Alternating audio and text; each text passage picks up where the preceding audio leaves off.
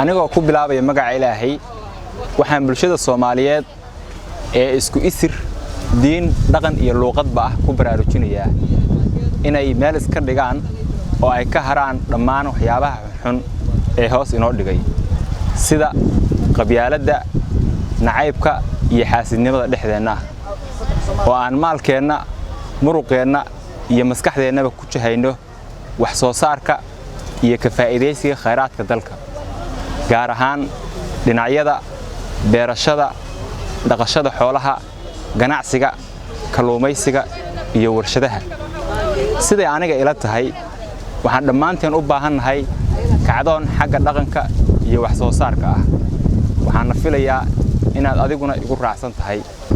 waa walaalka Cabdiraxmaan Maxamed Shabeel oo ku leh mustaqbalka iyo aayaha caruurteena ee 10 sano ee soo socota waxay u ekaan doonaan sida aan maanta u qorsheynay mahadsanid